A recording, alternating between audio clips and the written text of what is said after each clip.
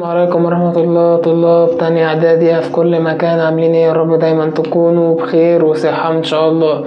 النهاردة الدرس التاني في المنهج، وهو عبارة عن تكملة للدرس الأول اللي اتكلمنا فيه على خواص التناسب. النهاردة هنتابع خواص التناسب. يلا بينا نبدأ ونسمي الله. أول حاجة في التناسب، عرفنا المرة اللي فاتت ان لو قلت A على B بيساوي C على D، عرفنا ان لهم كميات متناسبة. قالك النهاردة ايه؟ شايف ال A على B دي؟ لو شقلبناها خليناها B على A، طب ينفع شقلب ناحية وسيب التانية؟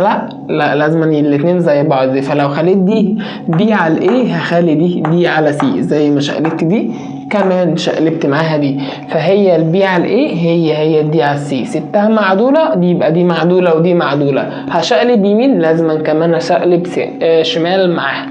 طيب نسمي الله وناخد مثال على الكلام ده عشان يوضح لنا اكتر. بيقول لي اذا كان 3 على اكس بيساوي واي، 4 على واي بيساوي 5 على زد، اثبت ان جذر التربيع اكس تربيع زائد واي تربيع بيساوي 2 اكس زائد واي ناقص زد. لو افتكرنا الدرس اللي فات او الفيديو اللي فات، كان بيجي لي نسب كنت بساويها بكي، يعني اكس بيساوي 4 كي، كان اكس مثلا فوق والعدد هو اللي تحت. ده المره دي عكس، العدد هو اللي فوق واكس هو اللي تحت، فالكلام ده ما ينفعش. قال لك ما هي الخاصيه دي هي اللي هتحل لنا المشكله. ما هو انا لو شقلبت دي هيبقى معدوله لان انا عايز العدد تحت، طب ينفع شقلب دي ودي ما شقلبهاش؟ لا، يبقى هشقلب دي وهشقلب دي وكمان هشقلب دي. تبقى النسبه الجديده عندنا ايه؟ هيبقى الحروف فوق والاعداد تحت، كانها اكس على 3 شقلبتها بيساوي، هشقلب دي تبقى واي على 4، هشقلب دي تبقى زد على كام؟ على 5. كده بقت النسبة معدولة. نرجع للحصة اللي فاتت سويناها بكي، اقدر اجيب النسب. يبقى الاكس على طول بيساوي 3 كي، المقام في كي في كل واحدة، يبقى اكس كده هيساوي 3 كي. واقدر كده اجيب الواي مقامها 4 يبقى 4 كي، واقدر اجيب الزد يبقى الزد بيساوي 5 كي، واخد النسب دي واروح اعوض بيها. همسك الطرف ده اعوض بيه. اول حاجة جذر التربيعي اكس تربيع زائد الواي تربيع، يا ترى هيطلع بكام؟ ادي الجذر التربيعي اكس تربيع يعني 3 كي كل تربيع، يعني كأن التلاتة عليها تربيع، فالتلاتة لو عليها تربيع تبقى ب9، والكي لو عليها تربيع تبقى كي تربيع، زائد تنزل زي ما هي واي تربيع، يعني واي دي عليها تربيع، يعني كأن دي مر عليها تربيع ودي مر عليها تربيع، ف4 أس 2 16، وكي تبقى كي تربيع. حلو، يبقى كده 9 كي تربيع زائد 16 كي تربيع تبقى جذر التربيع 25 كي تربيع. حلو قوي. 25 تطلع بره الجذر، جذر التربيع 25 هنا 5، والكي تربيع تطلع بره الجذر تبقى كي. تمام؟ ده كده الطرف اليمين طلع ب5 كي، لازما كمان الطرف الشمال يطلع ب5 كي. الطرف الشمال اللي هو اهو 2 اكس زائد الواي ناقص الزد. نشوف هو بكام. الاتنين اكس زائد الواي ناقص الزد هي 2 اكس، يعني كان الاتنين مضروبة في 3 كي، يبقى 2 في 3 ب6 كي، ادي كده اول واحدة. حلو، زائد الواي، هي الواي بكام؟ الواي ب4 كي. حلو، ناقص الزد عندي ب5 كي.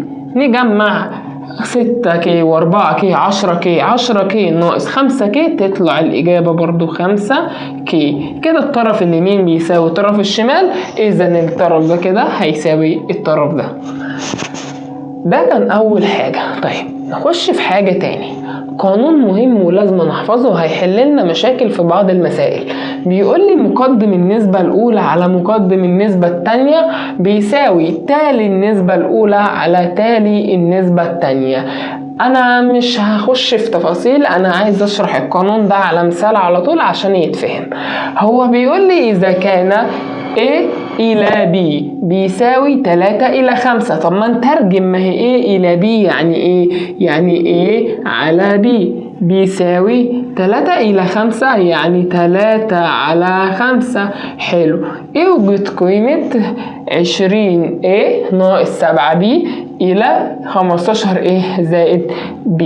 طيب يعني ايه مقدم النسبة الأولى؟ شايفين دي كده نسبة كسر بسط على مقام، دي نسبة أولى.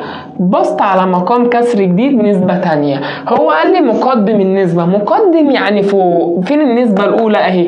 مين مقدمها؟ ايه. يبقى دي ايه هي عبارة عن مقدم النسبة الأولى اللي هي في القانون. طيب على مقدم النسبة التانية، فين النسبة التانية اهي؟ اتفقنا دايما المقدم بيكون فوق، يعني يبقى دي كده مقدم النسبة التانية اللي هي التلاتة. يبقى الايه دي مقدم النسبة الاولى والتلاتة هي مقدم النسبة التانية. بيساوي التالي النسبة الاولى، التالي دايما تحت، فالتالي تحت النسبة الاولى اهي التالي بتاعها بي، والنسبة التانية التالي بتاعها الخمسة. فيبقى مقدم النسبة الاولى على مقدم النسبة التانية تالي النسبة الاولى على تاني النسبة التانية. طب لو تيجي نحوله، عايزين نطبق القانون ده عشان نقدر نساويه بكي. انا عايز الحروف فوق والارقام تحت. طب يا مستر هتقولي اشقلب زي الفاك، ما هي بي على الايه بيساوي 5 على 3. انت صح، بس برضو في حرف تحت. لا انا عايز حرف على رقم وحرف على رقم، فهنستخدم القانون ده. بيقول لك مقدم النسبة الاولى، فين مقدم النسبة الاولى اللي هو ايه؟ على مقدم النسبة التانية. مين مقدم النسبة التانية؟ اللي هي التلاتة. يبقى مقدم النسبة الاولى على مقدم النسبة التانية بيساوي تالي النسبة الأولى التالي تحت التالي النسبة الأولى اللي هو بي على تالي النسبة التانية اللي هي 5. وساعتها حرف فوق عدد تحت حرف فوق عدد تحت أقدر أساويه بكي، وأقدر يبقى كده عندي الإيه ب3 كي، وأقدر كده أجيب البي عندي ب5 كي، واروح اعوض في المسألة وكده المسألة اتحلت. هنعوض ازاي؟ هو بيقول لي ايه؟ اوجد قيمة 20A ناقص 7B. ادي 20A ناقص 7B، نقطتين فوق بعض اسمها إلى، بنقلبها على شرطة كسر. 15A زائد B، ادي 15A زائد البي بيساوي، هنشيل كل حاجة ونعوض مكانها. طب يساوي 20A هي الايه 3، يبقى 3 في 20 بكام؟ ب60، والكي تنزل ناقص 7B. هضرب 7 في 5 ب35 والبي تنزل، او عفوا 35 الكي هي اللي هتنزل. طيب تحت 15A زائد B، 15 في 3 بكام؟ يبقى 45K زائد البي بكام؟ ب5K. واجمع 60 ناقص 35 تبقى 25K. 45K زائد 5K تبقى 50K. الكي فوق تطير مع الكي تحت، 25 على 50 هتلاقيها طلعت ب1 على الاتنين. قسمنا على 25 فوق وتحت، وده كده الناتج بتاعنا. نخش على حتة جديدة. بيقول لي ايه؟ بيقول لي مجموع المقدمات على مجموع التوالي. نخش في جزء تاني. بيقول لي حاجة اسمها مجموع مقدمات على مجموع توالي بيساوي إحدى النسب. خاصية أو قانون نقدر نستخدمه في بعض المسائل. عرفنا المقدمات هي اللي فوق وعرفنا التوالي هي اللي تحت. هو بيقول لي مجموع مقدمات على مجموع توالي بيساوي إحدى النسب. يعني تعالوا ناخد مثال كده بسيط بالأرقام، وبعدين نبقى نخش في مسائل إثبات زي اللي هناك، بس عشان تتفهم واحدة واحدة. مديني 3 نسب، 9 على 15 بيساوي 6 على 10 بيساوي 3 على 5. ال3 نسب دول زي بعض. طيب قال لي طب ما تيجي كده نجرب نجمع مقدمات النسبة الأولى والتانية ونجمع توالي النسبة الأولى والتانية، بس هنشوفهم هيطلعوا بكام. فشدنا شرطة كسر، قلنا 9 زائد 6 على 15 زائد 10. جمعت مقدمات نسبة أولى وتانية على توالي نسبة أولى وتانية. طب إيه اللي هيحصل؟ لما جمعت 9 وال6 لقيتها طلعت ب15، ولما جمعت ال15 وال10 لقيتها طلعت ب5 وكام؟ و20. جيت اقسم على الخمسة فوق وتحت يبقى 15 على الخمسة فيها التلاتة، وجيت اقسم على الخمسة تحت طلعت بكام؟ 5. ايه ده؟ النسبة 3/5. عشان كده قالك ده بيساوي 3 على الخمسة. يعني انا لما جمعت الاولى مع التانية طلع نفس 3 على الخمسة. طب ما تيجي يا مستر نعمل حاجة تاني. طب اشمعنى ما جمعتش الاولى على والتالتة؟ طب ما تيجي نجمع الاولى والتالتة، نجمع مقدمات مع مقدمات وتوالي مع توالي. 9 زائد 3 على 15 زائد 5. 9 زائد 3 كام؟ 12. 15 على 5 20. نقسم على الأربعة فوق وتحت. أنا ببسط السؤال عادي. 12 على الأربعة فيها التلاتة، 20 على الأربعة فيها الخمسة، دي طلعت بنفس 3 على الخمسة. طب قال يا مستر هو الجمع بس ينفع؟ أقول لك لا، إحنا ممكن كمان نلعب بيها في خاصية الضرب. إزاي نلعب بيها بخاصية الضرب؟ تعالى ناخد النسبة الأولى دي اللي هي 9 على 15 نضربها في رقم وليكن 2، يبقى 9 في 2 بكام؟ ب 18. 15 في 2 بكام؟ ب 30. قال لك وتعالى نلعب، احنا دايما بنلعب في نسبتين مع بعض، تعالى نلعب كمان في النسبة التانية. هنلعب في النسبة التانية ازاي؟ قال لك خد 6 على 10 اضربها في رقم ما بسط ومقام برضو. قال لك مثلا وليكن -4، هي كده 6 في -4 بسالب 24، و10 في -4 بسالب 40. سالب على سالب بموجب، فطاروا ايه؟ طاروا مع بعض.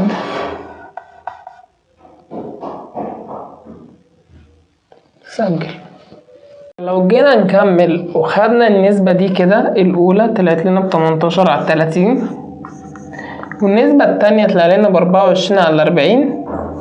لو بسطت اي واحدة فيهم، يعني ايه بسطت؟ نمسك ال 24 دي نقسمها على 8 هيديني 3، نقسم تحت برضو على 8 هيديني برضو 5. حتى نبسط دي باي طريقة هتلاقي برضو الناتج في الاخر طلع 3 على 5، نفس اللي قاعدة تتكرر كل شوية. طيب يا عم النسبة الجديدة طلعت، طب ما تيجي نعمل نفس الحركة اللي فوق عشان نتأكد من صحة القانون. قال لك اجمع كده الاولى مع التانية. يعني لو مسكنا الاولى 18 نجمع مقدمات وتوالي، 18 زائد 24 كده جمعنا المقدمات، نجمع التوالي 30 زائد 40. احتسبها على الآلة أو ببساطة هتلاقي برضو طلعت بنفس 3 على 5. قال لك طب ما تيجي بقى نجمع ال3 مع بعض. يعني ايه؟ يعني امسك لي كده 18 مقدمات كلها زائد 24 زائد ال3، تحت اجمع لي التوالي كلهم 30 زائد 40 زائد ال5، هتلاقيها برضو طلعت بنفس 3 على ايه؟ على 5. طيب تعالوا نشوف كم مثال كده ممكن ايه. تعالوا نشوف كم مثال كده بيجي في الاختر. بيقولك اذا كان A على B بيساوي C على D بيساوي E على F بيساوي 3 على 4، فما قيمة الكلام ده؟ طب قيمة الكلام ده هجيبه ازاي؟ هي دي مش يعتبر النسبة الاولى؟ ايوه اللي هي ال A على B. مش دي النسبة التانية بتاعت C على D؟ طب هو ضرب فوق في 3 وضربت تحت في 3. ما انا لو ضربت فوق في رقم وتحت في نفس الرقم كأن النسبة ما اتغيرتش، فكأنها هي C على D عادي. لان ممكن، ما انا لو عندي 3 C على 3 دي، ال3 تطير مع ال3 تبقى C على D، فانا ما اختلفتش. على النسبة التالتة اهي 2 E على 2 F. طب ما انا ممكن الاتنين تطير مع الاتنين اتبقت E على F، فكأن دي النسبة دي كأن ده زائد ده زائد ده. طب ما هو بيساوي كام في الآخر؟ يبقى هي النسبة يعتبر، ففي الآخر هتساوي نفس الرقم اللي هو 3 على كام؟ على ال4. ده الناتج بتاعنا. طيب مسألة كمان بيقول لي إذا كان x على 5 بيساوي y على 3 بيساوي x زائد 2 y على ال، فما قيمة ال؟ جديدة دي. طيب مش هو عايز الحاجة اللي في المقام؟ هو عايز اللي بتساوي. حلو، شوف هو عمل ايه في البسط واعمل زيه. ادي البسط بتاع ال اهو. هو الاكس ضربها في حاجة؟ لا، دي منزلها زي ما هو. حلو، شايف الاكس؟ نزلها زي ما هي. انزلها نكتبها اكس؟ لا، نزل التالي بتاع الكسر بتاع الاكس زي ما هو. مش الاكس اهو، التالي بتاعها مين؟ 5 زائد، هننزل زائد 2 واي. ضرب الواي في 2، يعني كأنه ضرب التالي بتاع الواي في 2. هو فين التالي بتاع الواي؟ ال3، فاضربه في 2 كأنها 2 في كام؟ في 3. فبيساوي 5 زائد 2 في 3 في 6 يبقى الناتج 11. طيب ناخد مسألة كمان. إذا كان A على 2 بيساوي B على 8 بيساوي A زائد ربع B على X، اوجد قيمة X. هو عايز X دي فين؟ دي في المقام، يعني اكتب X بيساوي اللي اتعمل في البسطة هعمله زيه. دي A يعني نزلها زي ما هي A زي ما هي، ناخد التالي بتاعها اللي هي الاتنين زائد ضرب ربع بي. فين التالي بتاع البي؟ 8 هضربه في مين؟ في ربع، يعني الربع والبي بكام؟ التالي بتاعها 8 مضروبين في بعض. نحسب كده ربع في 8 يعني 8 على 4 فيها 2. 2 زائد 2 بكام؟ ب4. ناخد واحدة كمان. كان A على 3 بيساوي B على M بيساوي 2 A زائد 3 B على 21، فأوجد قيمة M. دي جديدة شوية. طيب هجيبها ازاي؟ طيب أول حاجة، مش هو عايز قيمة M؟ مش M دي في المقام؟ كأنها M بتساوي مين؟ مش M دي كأنها ناخدها زي ما كنا بناخدها هناك، مش 2 A. سيبك من M دلوقتي، مش هي 2 A؟ هي ال A يعتبر بكام؟ بناخد التالي يعني 6. 2 في 3 كأنها 6 زائد 3 B، هي البي التالي بتاعها كام؟ M، يعني هضرب بالM في كام؟ في 3. نفس الشغل اللي هناك، ما اختلفناش، خدنا البسط لعبنا عليه. حلو قوي. بيساوي مين المرة دي؟ طب هكتب ايه؟ ما المفروض لازم يساوي حاجة. طيب مش الام دي في الاخر اتحولت للشكل ده، التالي ده بقى التالي ده. ما هي الام اتحولت من الشكل ده بقت الشكل ده، فتنزل ال21 زي ما هي وبقت معادلة عادية. 2 في 3 ب6 زائد 3 ام هيساوي كده 21، يعني 3 ام هيساوي ال21 زي ما هي، ونودي دي الناحية التانية بعكس الاشارة، هي موجب تروح سالب 6، تبقى 3 ام بيساوي 21 شيل منهم 6 تبقى اللهم صل على النبي 21 نشيل منهم 6 تبقى 15، نقسم على 3 يمين وشمال تبقى في الاخر الام بيساوي مين؟ ال5. السؤال بيقول لي اذا كان A على 2x زائد y بيساوي B على x زائد 2y، فيثبت ان A زائد B على A ناقص B بيساوي 3x زائد 3y على x ناقص y. النوع من المسائل ده ممكن يتهيألكوا ان هو رخم شوية، بس انا هقول لكم طريقة سهلة جدا هيخليه من اسهل المسائل اللي انتوا كمان هتحبوها. ازاي الكلام ده؟ هنلعب دايما اللعبة اللي هي ايه؟ افتح بس القلم واقول لكم. نبدأ باللعبة دي. هنلعب على المنظر ده اللي هو الجزء ده كده، هقسمه لجزئين، جزء البسط وجزء المقام. ما تيجوا نلعب على جزء البسط. هو اول حاجة كتبها ايه؟ A زائد B صح؟ شد شرطة كده اكتب A زائد B فوق. في مشكلة؟ مفيش اسهل من كده. طيب هو معنى كده ان خد A زي ما هي جمعها على B زي ما هي. ارجع لمسألتك في الاصل. اتفقنا زي المسائل اللي فات A زائد B بناخد التوالي بتاعهم بنلعب عليهم. ففين ال A زي ما هي؟ ناخد اللي تحتها التالي، كأن قيمة A ب2x زائد y، كأن دي قيمتها، التالي بتاعها كأنه قيمتها، زائد البي خدها زي ما هي، في البي كأن قيمتها التالي بتاعها اللي هو x زائد 2y، ونجمع عادي A زائد B فوق، نجمع الاكس مع الاكس 2x واكس تبقى 3x، y زائد 2y يبقى كأنها زائد 3 من الواي. حلو قوي كده، خلصنا اول جزء اللي هو البسط. تعالوا نلعب على جزء المقام. هناخده برضو ونحطه فوق، يعني احنا الجزء اللي بناخده بنحطه فوق دايما. الجزء التاني اللي هو A ناقص B هنلعب لعبة فيه برضو. هو عمل ايه؟ خد ايه بإشارتها زي ما هي وضرب B في سالب، يعني ايه خدها زي ما هي وضرب B في سالب. ايه هناخدها زي ما هي، ايه كانت بكام؟ ب2x زائد y. ضرب البي في سالب. السالب اللي دخل على البي ده هيغير اشارات كل حد من حدود بي. يعني ايه؟ مش ده قيمه بي اللي هي اكس زائد 2 واي، الاكس اللي كانت بالموجب بالسالب هيخش يغير اشارتها، فالاكس هتبقى سالب والاتنين واي هتبقى هي كمان سالب، لان السالب بيخش بيغير الاشاره. هنا كانت موجب هتبقى سالب، وهنا كانت موجب برضه هتبقى سالب، كانها سالب اكس ناقص 2 واي.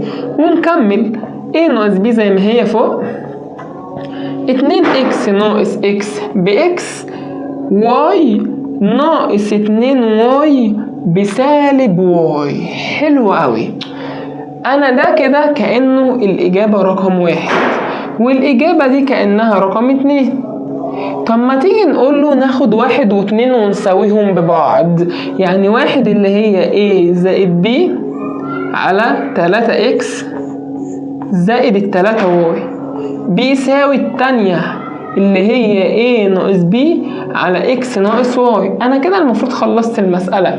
خلصت ازاي يا مستر؟ ما هو انت ما ثبتش ده.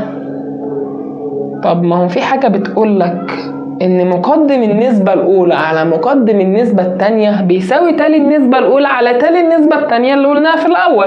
طب ما تيجي نطبق مقدم النسبة الاولى اللي هو A زائد B على مقدم النسبة التانية اللي هو A ناقص B بيساوي تالي النسبة الاولى اللي هو 3x زائد 3y على تالي النسبة التانية اللي هو x ناقص الواي. ادي الصورة اهو، وادي الاثبات اللي كان عايزه اهو، وده هو ده بمنتهى البساطة، كأنها لعبة عادية جدا. نخش في اخر سؤال عندنا في الحصة، بيقول لي اذا كان اكس زائد واي على 7 بيساوي واي زائد زد على 5 بيساوي زد زائد اكس على 8، فاثبت ان اكس زائد واي زائد زد على اكس ناقص زد بيساوي 5. اتفقنا هنلعب لعبة حلوة. احنا اتفقنا هنلعب على المنظر ده، وهنقسم الإجابة لجزئين، ده الجزء الأول وده الجزء التاني. ويلا نشوف أول جزء. هو الجزء الأول عمل ايه؟ جمع لي الإكس زائد الواي زائد الزد. يعني ايه الكلام ده؟ هو احنا لما جينا نلعب هنا في السؤال اللي فات كان قال لي A زائد B، هي ال A دي قيمتها A فوق بسطها فنزل، وال B بسطها B فنزل، تحت بنكتب التوالي بتوعهم على حسب ما عملنا. طيب هي هنا اول حاجة مسك الاكس زائد الواي زائد الزد. هي مين الاكس؟ اكس دي كلها. هي مين الواي؟ واي دي كلها. هي مين الزد؟ زد دي كلها. تقول لي يا مستر هناك ما انت نزلتهم زي ما هو. هقول لك لا، هي ليه اصلا مدهاني ايه ومديني البي هي اصلا بي، فهم شبه بعض فالموضوع يتهيأ لك. لكن انا بنزل كله. يعني ايه اكس؟ يعني انا هسيب اكس وانزل واي، او العكس اسيب واي وانزل اكس؟ لا، انا باخد البسط كله. هي صدفت هناك ان ده زي ده، لكن هنا اختلفت شويه. الاكس هو الاكس كله في اول حاجه. هو الاكس ده بكام؟ باكس زائد واي اهو. هي الواي دي زائد مين؟ ما هو ده الجزء بتاع واي اللي هو واي زائد الزد، زائد الزد اللي هو مين؟ الزد اللي هو الجزء بتاعه كله اللي هو زد زائد الاكس. طب تحت كنا بنعمل ايه؟ بناخد قيمهم. هو جمع التلاتة، يعني انا كمان هجمع قيم كل واحدة، وهناك قلت لك القيم كأنها التالي اللي تحت. فقيمة دي ب7 وقيمة دي ب5 وقيمة دي ب8 هنجمعهم على بعض، لان احنا في اول جزء نلعب الكل زائد بعضه، تبقى 7 زائد 5 زائد 8، ونجمع عشان نخلص اول جزء. هو اكس في حاجة هنا اكس؟ في هنا اكس اهي، وفي هنا اكس هناك كأنها 2 اكس. هنا واي وهنا واي تبقى زائد 2 واي. هنا زد وهنا زد تبقى زائد 2 زد. حلو اوي. طيب 7 زائد 5 زائد 8. 7 زائد 8 15. 15 و5 هتبقى 20. طيب نكمل. نقدر ناخد فوق الاتنين عامل مشترك، اتبقى اكس زائد الواي زائد الزد على 20. نقسم على الاتنين فيها الواحد على 20 فيها العشرة، كأنها بيقول لي اكس زائد الواي زائد الزد على كام؟ على 10. ودي اول حاجة جبناها. طيب نخش اللعبة التانية. اللعبة التانية لعبة اكس ناقص زد. هي اكس ناقص زد يعني طرحهم من بعض. مين الاكس؟ قلت لك القيمة الاولى كلها، فاكتبها هو نزلها باشارتها، نزل انت كمان باشارتها بالموجب اكس زائد الواي ناقص الزد. يا مستر مين الزد؟ واحد يقول لي زد هنا هناخدها الاخيرة.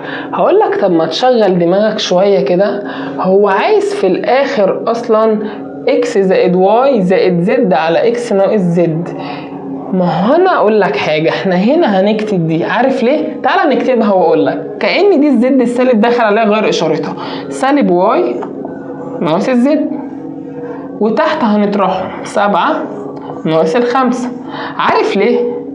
ما هو هنا هنطير الواي هنا انطرت مع الواي هنا، اتبقى مين في البسط؟ اكس موجب ناقص زد على كام؟ على الاتنين. لان هو في السؤال اصلا عايز الاثبات اكس ناقص زد. ما هو انا لو خدت له القيمه الثالثه واي عمرها ما هتطير، فانت لو متلخبط قوي هنا زد موجوده هنا وموجوده هنا، جرب واحده منهم والله نفعت كمل، ما نفعتش مش هتخسر حاجه لما تعيدها تاني.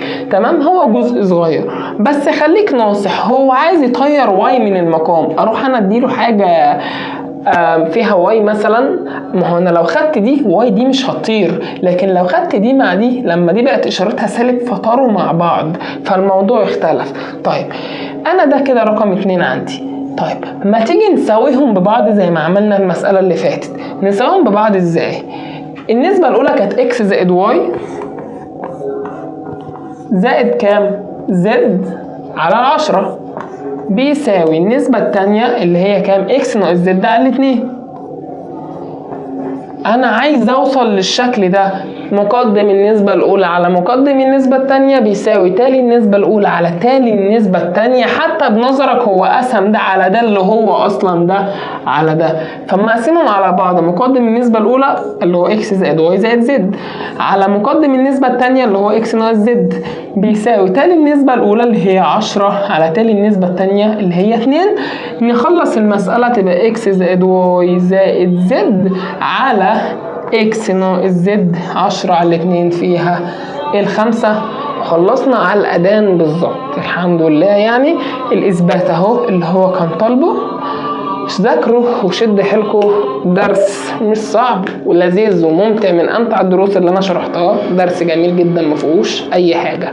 بالتوفيق ليكم يا رب دايما، ونشوفكم في الفيديوهات الجايه، والسلام عليكم ورحمه الله وبركاته.